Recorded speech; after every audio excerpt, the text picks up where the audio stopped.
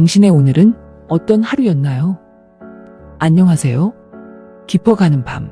여기는 삶에 생기는 우리 모두의 이야기들을 대신 소개하고 함께 공감하는 곳, 위로튜브입니다.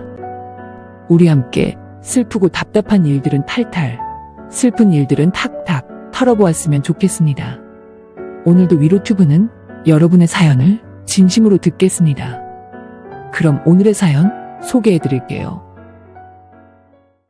안녕하세요. 현재 서울시 강북구 미아동에 살고 있는 40대 여성입니다. 저는 그 누구보다 제가 믿었던 것들에 대해서 크게 데인 이후로 아직도 회복을 못하고 있습니다. 어디 말해봤자 그놈의 바람핀 이야기 지겹지도 않니? 언제까지 청승 부릴래? 라는 소리만 들을 게 뻔하기도 하고, 솔직히 제 이야기를 안주거리 삼을 친구들의 모습이 안 봐도 비디오라 이렇게 저를 잘 모르는 사람들이 있는 곳에 속 시원하게 털어놓고 싶어서 사연을 적게 됐습니다. 왜 그런 말이 있잖아요. 지가 하면 로맨스, 남이 하면 불륜이라는 말. 왜 다들 한 번쯤 들어보신 적 없나요? 중년이라 불리는 나이로 접어드니까 주변에 이런 경우는 한두 명씩은 꼭 생기더라고요. 여러분 주위에는 아직 없는 것 같다고 생각이 드신다면 이건 제 개인적인 의견이지만 그건 그냥 사람들이 솔직하지 않아서 아직 모르시는 거지. 분명히 주변에서 이런 일들은 비일비재하게 일어나고 있으실 거예요.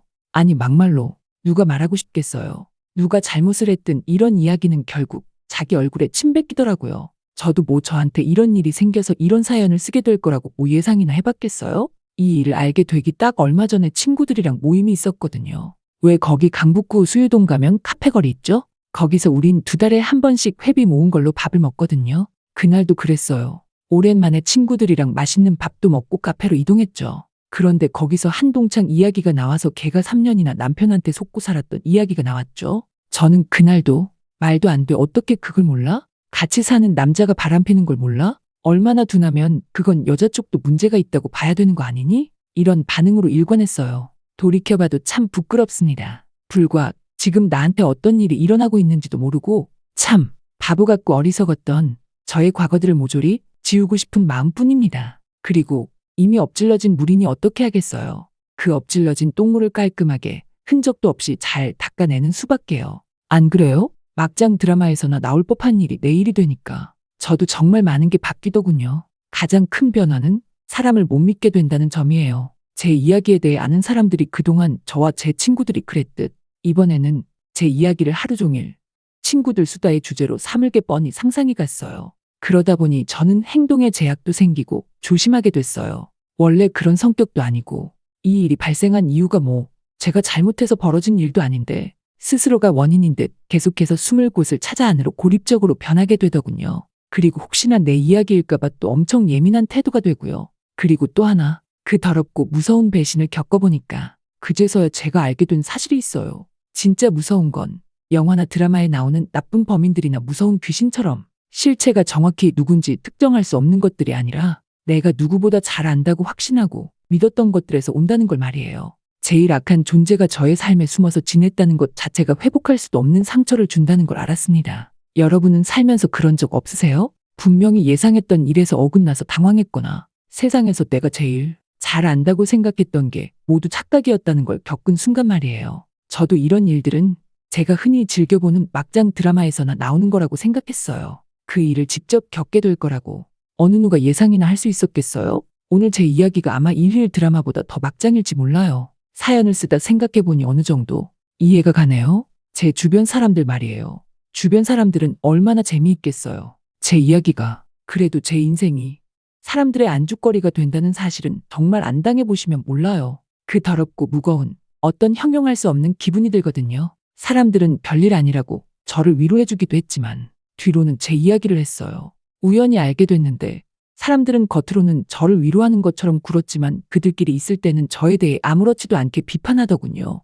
헛똑똑이라며 잘난 척 하더니 사실은 둔하고 미련하다고 했죠. 남의 불행을 아무렇지 않게 이야기하는 그들의 얼굴이 아직도 미워요. 오늘 여러분에게 제 이야기를 털어놓게 되면 저도 좀 속 시원하게 그래도 어제보단 더 행복한 사람이 될 수 있겠죠? 그러길 바라면서 본격적으로 제 이야기를 들려드릴게요. 보통 외도를 당하고도 몰랐던 여자는 대충 어떨 것 같다는 이미지가 있으세요? 왜 그런 거 있잖아요. 남편이 외도를 한 이유가 있겠지 뭐.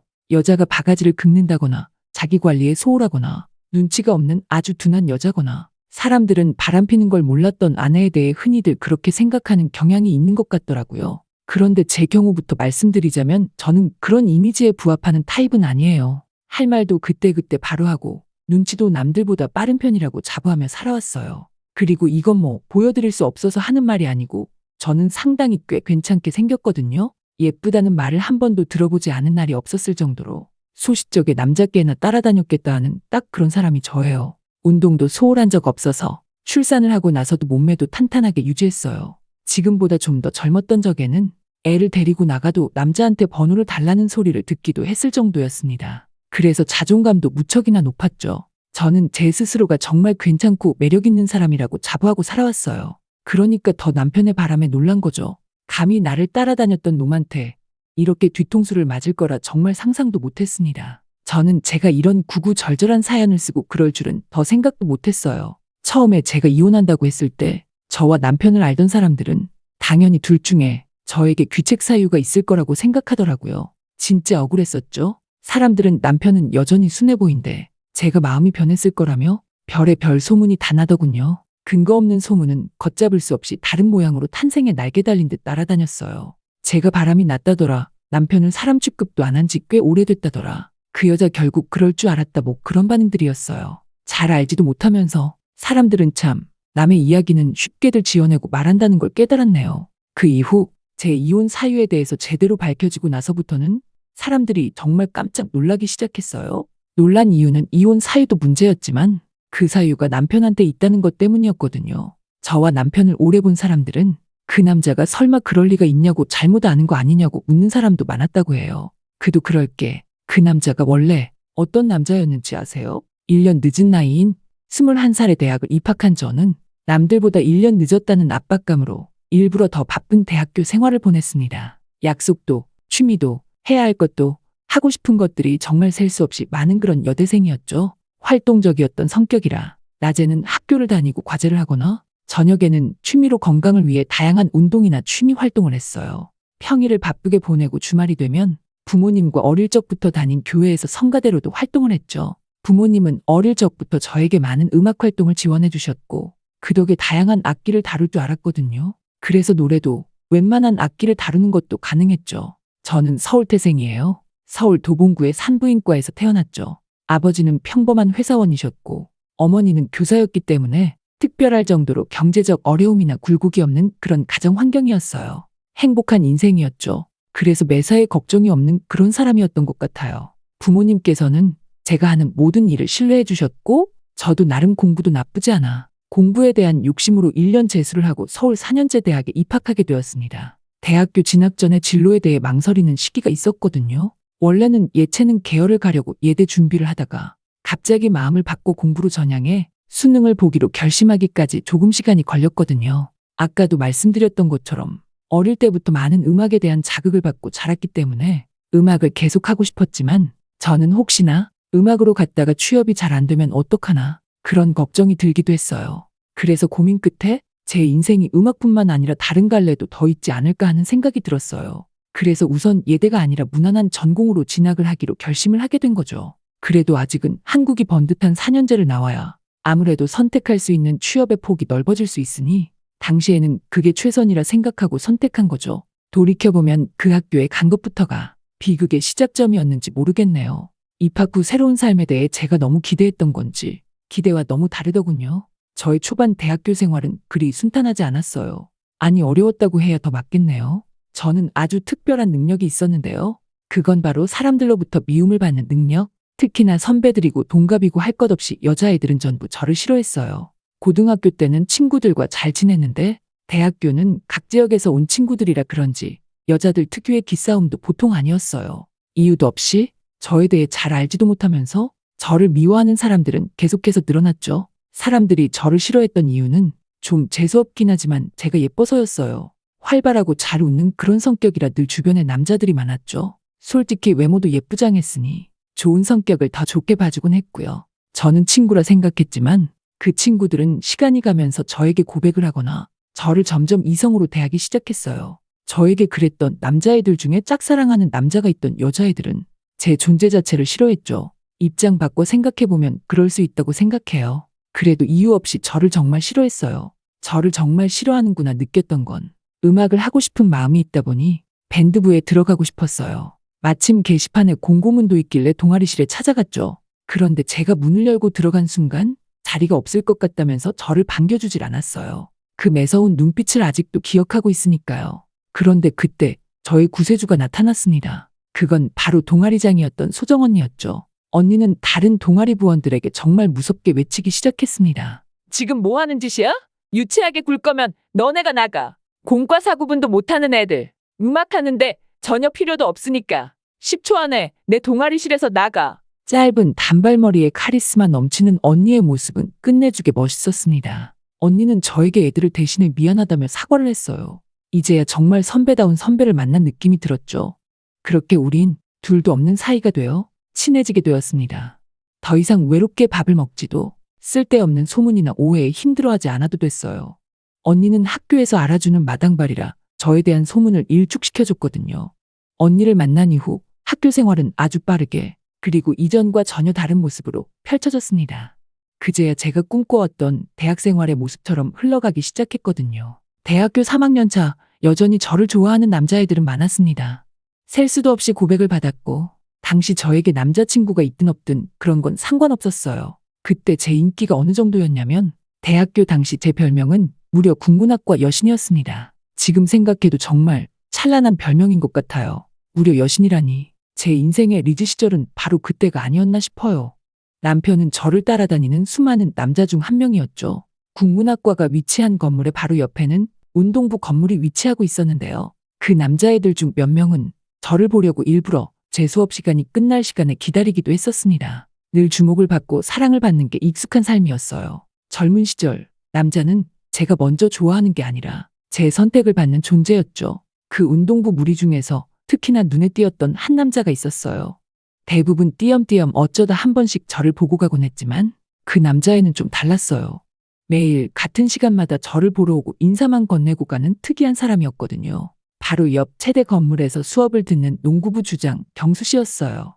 경수 씨는 저보다 3살이 많은 오빠였어요. 군대를 다녀왔고 복학했을 때 저를 보고 한눈에 반했다며 저를 볼 때마다 인사를 한 뒤 밥이나 한 번 먹자고 말하는 게 전부였던 사람이었죠. 근데 외모가 전혀 제 스타일이 아닌데다가 매일 땀을 흘린 트레이닝만 입는 경수 씨가 눈에 차질 않았죠. 저는 눈웃음으로 그냥 싫다고 거절의 의사를 전하곤 했어요. 경수 씨는 수많은 거절에도 아랑곳하지 않았습니다. 비가 와도 날이 더워도 항상 저를 보러 왔죠. 거의 무슨 그 자리에 세워져 있는 동상처럼 말이에요. 그러던 어느 날 일상에 변화가 생기게 된 바로 그 사건이 발생하게 됐습니다. 갑자기 며칠 동안 늘 보이던 경수 씨가 보이질 않았습니다. 매일 보이던 사람이 갑자기 안 보이니까 기분이 묘하고 이상해지더라고요. 이틀째가 되던 날부터는 계속해서 조금씩 신경이 쓰이기 시작했어요. 내색하진 않았지만 속으로는 저도 계속 경수 씨를 의식하고 있었던 것 같아요. 그날 수업을 마치고 동아리 연습을 위해 동아리실로 간 저는 계속해서 평소와 다른 모습을 보였죠. 소정 언니는 저에게 무슨 일인지 말해보라고 제 변화를 빠르게 눈치채줬어요. 그때까지만 해도 아무 일도 아니라고 말했지만 언니는 너 경수 때문에 그렇지? 하며 단박에 눈치를 챘죠. 언니와 경수 씨는 학생회를 함께 했기 때문에 나이는 경수 씨가 많았지만 친구처럼 친하게 지내는 사이였거든요. 그날 저녁 제 기분을 눈치챈 소정 언니는 기분도 풀 겸 저녁에 운동이나 하자고 해서 집에 갔다가 빠르게 이동을 하고 있었어요. 평소에 가지 않던 길인데 좀 늦어서 병원을 뚫어 목적지로 가려고 했죠. 그 병원이 항상 제가 운동하는 곳 중간에 있어서 가끔 약속 시간에 늦으면 그 병원을 사선으로 뚫어서 가는 게 지름길이었거든요. 빨리 도착하자는 심정으로 빠른 걸음을 옮기며 앞을 보고 집중해 걷고 있는데 왠지 익숙한 남자가 서 있다는 걸 발견했습니다. 네, 그는 경수 씨였죠. 그런데 그는 제가 알던 경수 씨가 아니었어요. 매일 꾀죄죄하고 이상한 후드티에 트레이닝만 입던 경수 씨가 그날은 전혀 다른 검정색 수트를 입고 있는 거 아니겠어요? 확 다른 모습을 보니 이제껏 알았던 그 남자와 정말 다른 사람처럼 보이더라고요. 저는 순간 너무 놀라서 제가 먼저 인사를 하고 말았어요. 안녕하세요. 처음이었어요. 그때까지 단 한 번도 제가 먼저 인사를 했던 적은 없었거든요. 경수 씨는 살짝 웃으며 저에게 평소와는 다른 말투로 안녕, 무심하게 인사를 하더라고요.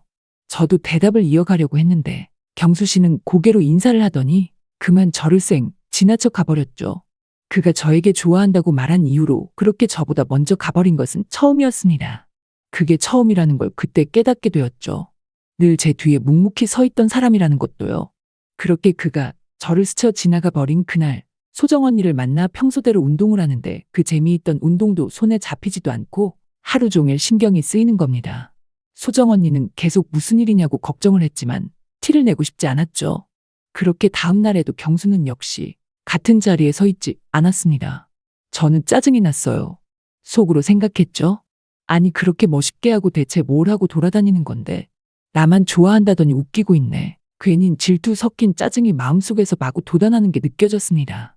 그러고 그 바로 다음 날 같은 자리에 다시 경수 씨가 따잔하고 서 있는 게 아니겠어요.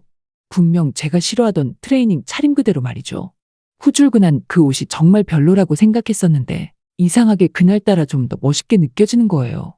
저는 정신줄을 잡아야지 생각했죠. 그러면서 저에게 사실 친한 친구 부모님이 돌아가셔서 그동안 함께 있어준 거라고 며칠 동안에 대해 설명을 하더라고요. 생각해보니 제가 지나갔던 그쪽이 병원 장례식장이 위치하고 있었다는 걸 그제야 깨닫게 되었죠.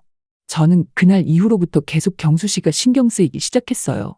친구를 위하는 의리 있는 모습도 괜히 멋져 보이고 변함없이 저를 좋아하고 한결같은 모습들이 다 멋지게 다가왔죠. 가끔은 농구를 하는 운동장 쪽으로 일부러 고개를 돌려 그가 있는지 확인했고 매일 서 있는 그 길에 그가 서 있진 않을까. 그가 서 있는 곳에 가기 전에 점점 더 외모에 신경을 쓰게 되었습니다. 하루는 경수 씨가 저에게 다가와 부탁이 있다고 했어요. 지금 대학 농구 전국대회 중인데 혹시 경기에 자신을 응원을 하러 와주면 힘이 될 것 같다고 다가와 물었습니다. 이번에 경수 씨의 팀이 결승에 진출하게 됐다면서요. 저는 대답을 하지 않았지만 소정 언니에게 제 마음을 털어놨어요. 그러자 언니는 저를 누구보다 응원해줬고 그럼 옷부터 사자면서 서로 호들갑을 떨었던 기억이 나네요. 혼자 가면 어색할까봐 언니는 함께 가준다고까지 했고 언니는 저희 든든한 지원군이었죠. 소정 언니는 제가 경수 씨와 잘 될 수 있게 최선을 다해 도와줬어요. 제가 유일하게 제 마음을 있는 그대로 말할 수 있는 사람이 있냐 물으신다면 그건 바로 소정 언니였죠. 가장 찬란한 시기에 무엇보다 빛나던 선물 같은 그런 사람이었으니까요. 저에겐 없으면 절대 안 될 목숨과도 같은 친구이자 멘토 같은 존재였어요. 집도 바로 3분 거리에 살았고 저희 부모님까지 너무 좋아해서 나중에는 정말 가족과 마찬가지 같은 사이가 되었으니까요. 특히 저는 외동이라 늘 외로웠는데 정말 언니가 생긴 기분이 들곤 했어요. 경기가 있던 날 언니에게 어떤 옷이 더 괜찮은지 입을 옷을 몇 번이나 재차 확인했나 모르겠어요. 언니는 제발 좀 그만하라며 지쳐나가 떨어져 버렸고요. 그 많은 준비 과정을 지나 드디어 경기장에 도착했습니다. 그렇게 야단법석을 했지만 결코 제 마음은 미리 들키고 싶지 않았어요. 태연한 척, 최대한 도도한 표정으로 자리에 착석을 했습니다. 유치하지만 천하의 국문학과 여신이 먼저 사귀자고 할 순 없잖아. 쓸데없는 자존심을 세우기 시작했습니다. 우리 자리는 경기 관람이 아주 잘 보이는 좌석이었어요. 농구를 하는 걸 처음부터 끝까지 본 경험이 그때가 처음이었어요. 저는 운동을 하는 남자가 그렇게 멋있는지 그때 처음 알았던 것 같아요. 경수 씨가 농구공을 바닥에 통통 튕길 때마다 제 심장도 콩콩하고 두근거리는 걸 확실히 느꼈습니다. 경수 씨의 활약으로 우리 학교가 결국 이기게 됐습니다. 잘하긴 정말 잘하더라고요.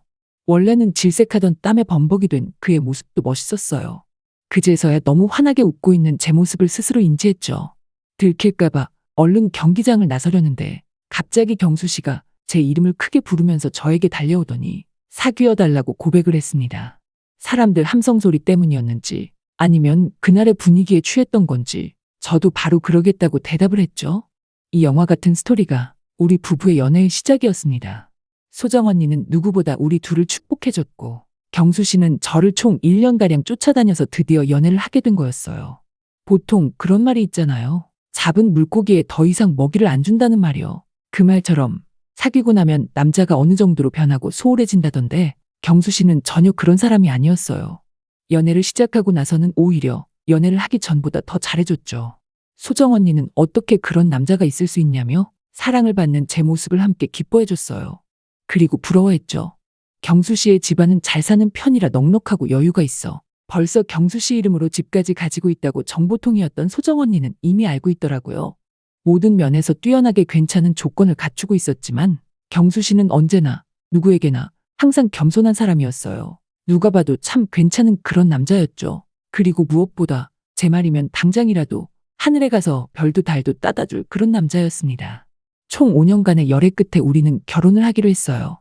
연애를 하면서도 수없이 많은 남자들이 저한테 들이댔죠. 경수 씨는 그때마다 많이 화가 났지만 그게 다 네가 너무 예뻐서 그런 거라며 빨리 결혼을 하고 싶다고 보채곤 했습니다.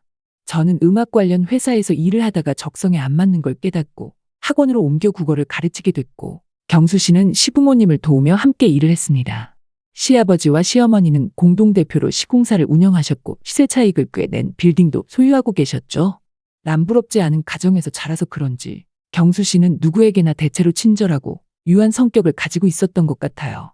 친구들은 제 이야기를 하면서 무슨 남자복까지 있냐며 부러움 섞인 말들을 하곤 했다고 해요. 어느덧 결혼 10년이 더 훌쩍 지났을 때였습니다. 10년이면 강산도 변한다는데 저에게 있어서 결코 변하지 않는 건 있었죠. 경수 씨 말이에요. 자기 전이면 어깨를 주물러주고 시간을 늘 저에게 맞춰 어딜 가나 늘 손을 잡고 장을 보러 다니자고 말하는 로맨틱한 남자였으니까요. 우린 둘이서 안 본 영화가 없었고 외식도 자주 했어요. 40대가 되니까 솔직히 20대와 같은 생기 있는 것들은 잃어버리게 되잖아요. 그런데 경수 씨는 저는 그대로 늘 아름답다고 칭찬을 해주던 여전히 자상한 남편이었죠. 저와 경수 씨 사이엔 14살, 한창 이른 사춘기를 겪고 있는 딸이 한 명 있었어요. 딸은 공부에 정말 욕심이 많은 아이였어요. 제발 그만 좀 하라고 해도 학원에서 자발적으로 남아 공부를 하고 또 할 만큼 공부에 대한 열정이 남다른 아이였죠. 사람마다 다 좋아하는 게 다르니까. 우리 부부는 딸이 좋아하고 하고 싶은 것들은 모두 다 최대한 인정하고 지원해 주기로 했습니다. 어린 아이가 무슨 학원을 그렇게 많이 가고 싶어 하는지 하나 둘 딸이 가고 싶다는 학원에 보내다 보니 딸과 도통 놀 시간도 없게 되더군요. 엄마로서 서운한 마음이 들기도 했죠. 서운했지만 어쩔 수 없잖아요. 그게 좋다는 걸요. 그래서 저는 아무래도 비슷한 나이대의 여자들을 만나는 일이 더 많았어요. 제 친구들이나 딸아이의 친구 엄마들이랑 만나서 수다를 떠는 게 일상이었죠. 그 모임에 나가면 저는 늘 부러움의 대상이 되곤 했어요. 그들은 공통적으로 제 삶을 부러워했어요. 아이는 잔소리 안 해도 공부를 좋아하고 특히 남편 복도 많고 돈 걱정 없이 산다면서 말이죠. 경수 씨 같은 남자가 남편이면 업고 살겠다며 농담으로 말하곤 했으니까요. 그 모임은 저를 점점 더 위축되게 만들어갔어요. 제가 어떤 고민이 있어도 내가 무슨 고민이 있냐며 아무도 저희 말을 들어보려 하지도 않았으니까요. 그러다 점점 그 모임에는 고민을 이야기하지 않게 됐죠. 사람이 어떻게 고민이 없겠어요. 남편한테도 말하기 어려운 고민들은 소정 언니에게 털어놓는 게 전부였어요. 언니는 제 크고 작은 고민들을 여전히 나눌 수 있는 유일한 존재였으니까요.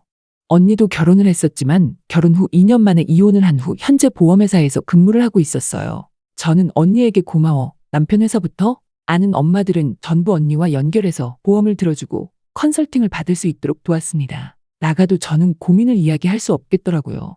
그들과 만났을 때 듣는 충격적인 이야기의 주제들은 제 고민은 고민이라고 말할 수도 없을 만큼 가볍고 작은 것이라고 느껴지게 했으니까요. 근데 그럴 수밖에 없었던 게 그 모임에서 하는 이야기들을 들어보면 차마 믿을 수 없는 이야기가 많았어요. 그들이 꺼낸 이야기의 주제들은 대부분 바람을 핀 사람, 죽을 병에 걸린 이야기, 믿었던 사람에게 배신을 당한 사건 등 삶을 살아갈 희망을 다 없애버릴 만큼 심각한 일을 당하는 사람들에 대한 이야기였거든요. 그러니 제 이야기는 별거 아니라고 치부되는 게 당연했죠. 근데 그때까지만 해도 저는 몰랐어요. 앞서 말했던 저 이야기들을 모두 합친 주인공이 바로 제 이야기가 될 거라고 말이죠. 그 누가 알았겠어요. 제가 이 꼴이 날 거라고 말이죠. 그것도 모르고 사람들 앞에서 다른 사람들을 걱정했던 제 모습이 얼마나 우스운지 모르겠어. 평탄했던 인생에도 결국 문제가 발생했습니다.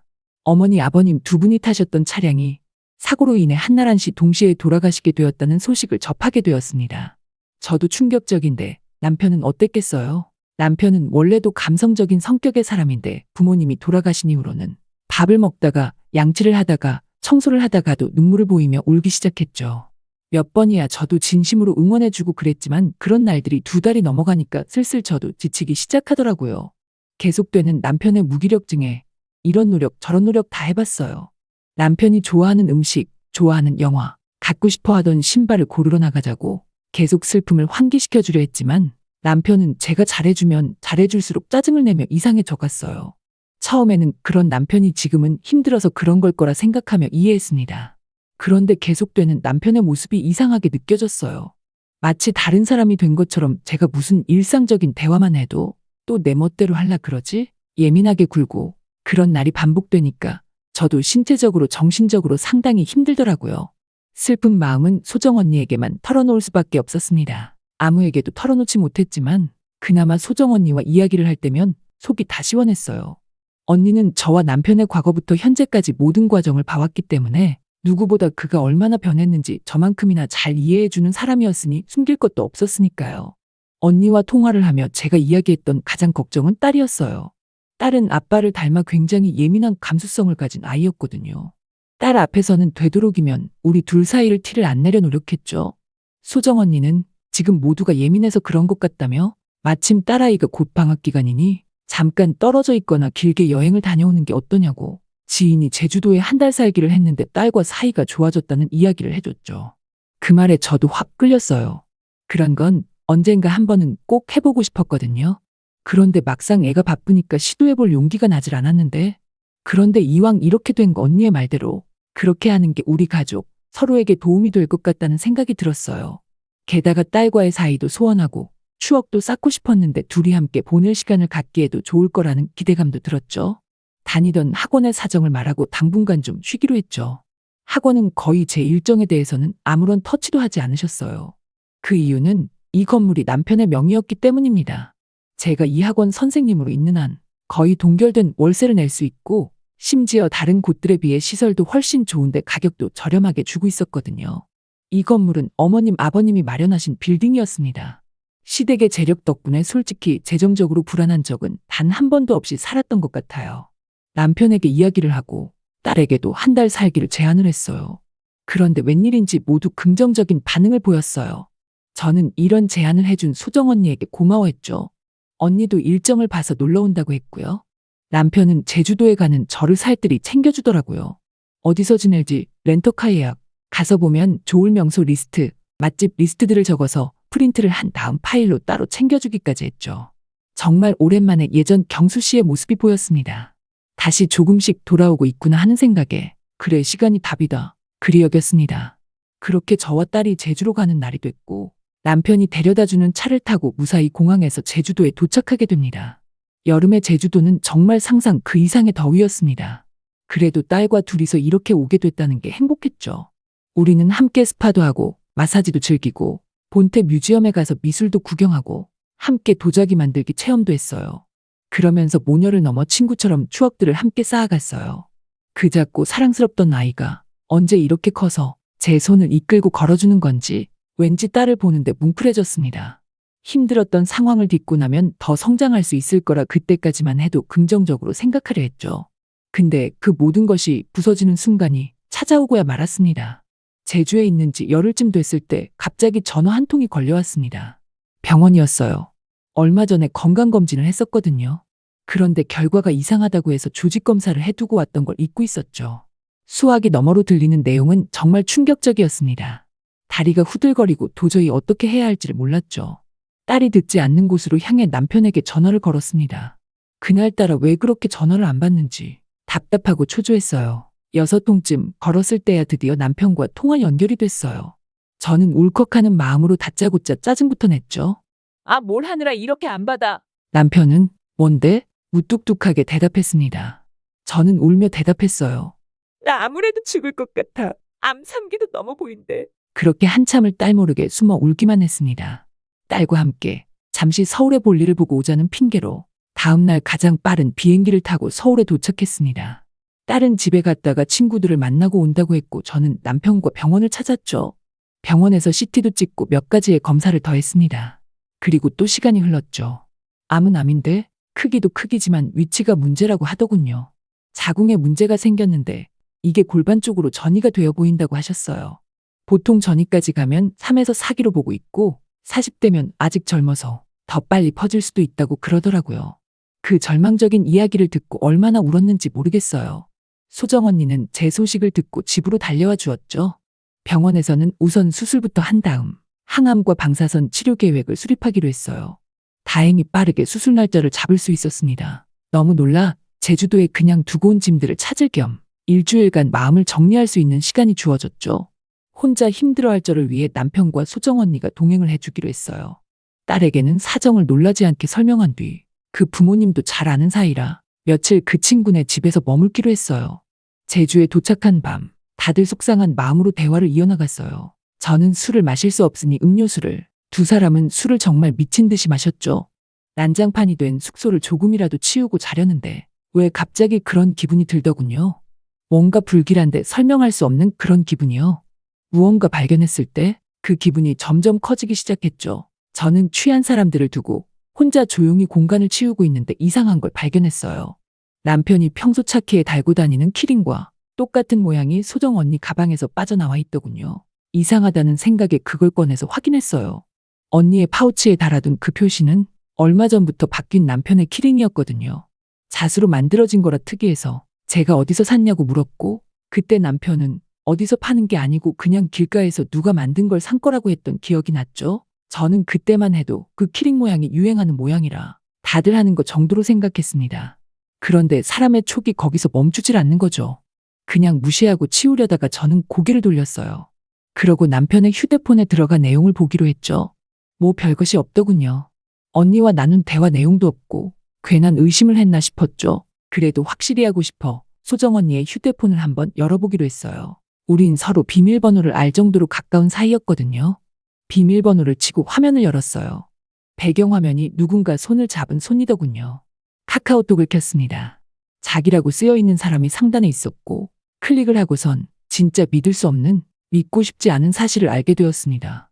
그 자기라는 상대가 바로 경수 씨였거든요. 그 손 사진도 사진첩에 들어가 보니 경수 씨더군요. 사진첩 속은 마치 둘이 연애하는 커플처럼 행복하게 웃으며 다른 장소에서 많이도 있더군요. 둘의 카카오톡 내용은 더 가관이었는데요. 죽으면 나랑 살자. 우리 자기 이제 내 거 할 수 있겠네.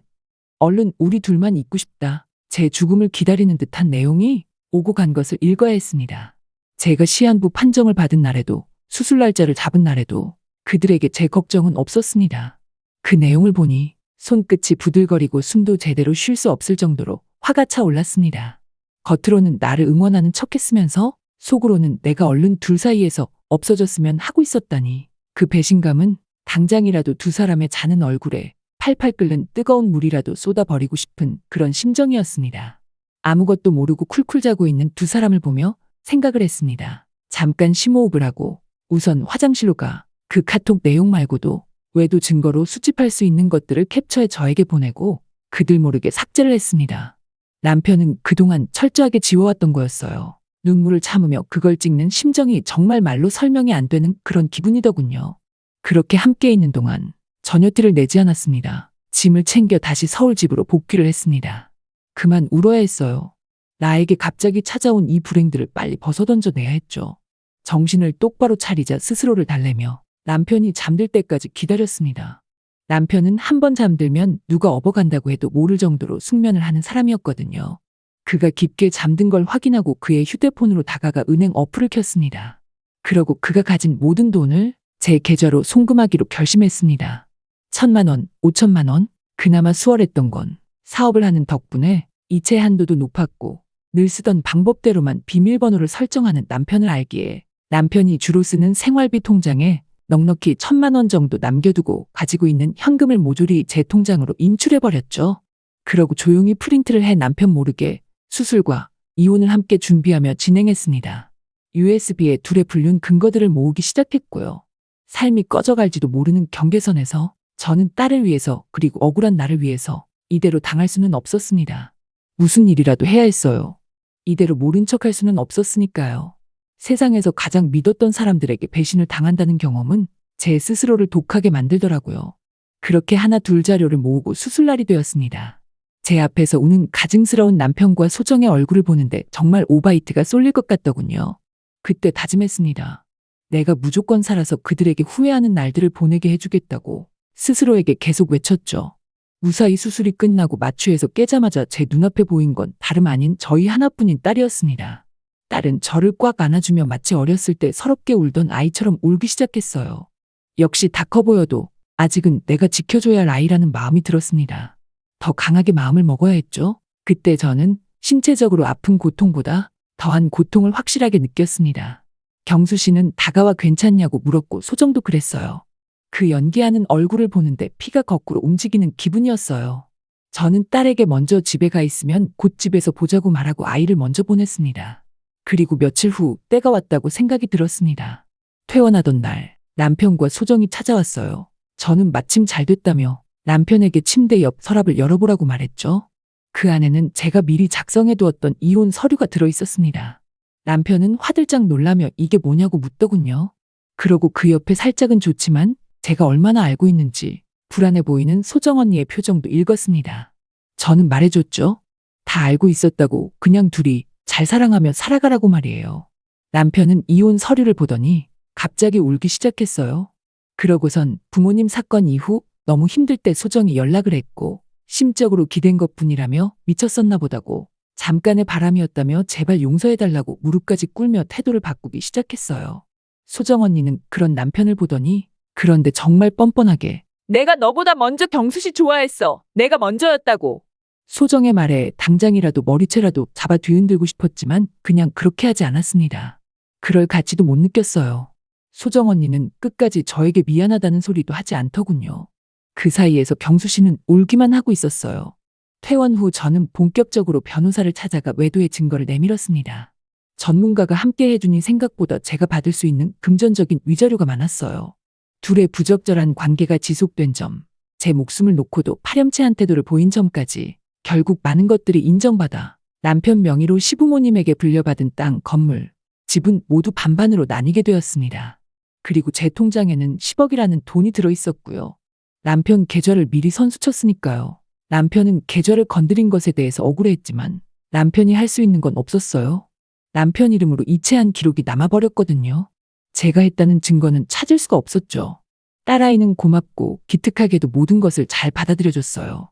함께 살던 집에서 남편이 나가고 딸과 함께 살기로 했어요. 딸이 아빠를 보고 싶어 하질 않아 안 만나고 있고요. 지금은 경수는 저와 이혼을 하고 소정이 와도 그만 만난다고 해요. 제가 듣기론 남편 쪽에서 소정이를 매몰차게 찾고 소정이는 경수에게 매일 전화해서 붙잡는다고 하더라고요. 하지만 경수 씨는 저한테 매일 장문에 문자를 보내며 뭐 거의 한 번만 봐달라는 내용이죠. 제가 없으니 죽고 싶다면서요. 참 웃기죠? 정말 죽을 뻔했던 저를 두고 농담이나 하던 사람이 정말로 잃고 나서야 자기가 죽겠다는 그런 소리를 한다는 것이 말이에요. 저는 지금 예전보다 훨씬 자유롭고 건강해진 삶을 살아가고 있다고 자신있게 말할 수 있어요. 3차 항암을 하고 방사선까지 마친 후 다행히 몸에 퍼져 있던 암세포들이 눈에 띄게 작아지고 있다는 소식을 들었거든요. 완치가 되고 나면 그땐 제 딸과 둘이 유럽 여행이든 어디든 떠날 거예요. 이제 저에게 가장 친하고 소중한 친구는 바로 저의 하나뿐인 딸이거든요. 이렇게 털어놓으니 이젠 정말 한결 마음이 가볍습니다. 아무한테도 못했던 말들을 모두 털어놨으니 그래도 이 이후로 저의 삶은 조금 더 치유될 수 있을 것 같다는 예감이 드네요. 저의 긴 사연 읽어주셔서 감사합니다.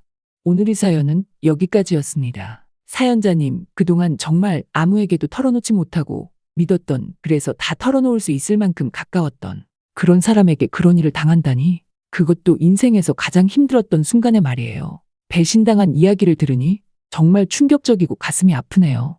왜 소크라테스가 이런 말을 했었죠? 배신의 가장 큰 아픔은 그것이 결코 우리의 적이 아닌 우리가 사랑하고 가장 신뢰했던 사람으로부터 온다는 것이다. 그런 말이 있잖아요. 칼도 더 가까울수록 깊숙하게 찔리기 마련이니까요. 그 상처가 얼마나 깊숙하고 아팠을지 상상하기도 어렵네요. 사연자님의 상처에 얼른 새살이 돋아나고 언제 상처가 났었냐는 듯 깨끗하게 아물기를 진심으로 위로튜브가 응원하겠습니다. 위로튜브는 누구에게도 말 못할, 누군가에게 말하고 싶은 모든 분들의 이야기를 진심으로 듣고 경청하고 전달합니다. 위로튜브에 하고 싶은 나만의 이야기를 적어 보내주세요. 사연이 당첨되신 분께 위로튜브에서 당첨 선물을 함께 보내드리고 있습니다. 그럼 오늘도 당신의 이야기를 전하는 위로튜브였습니다. 구독과 좋아요를 눌러주세요.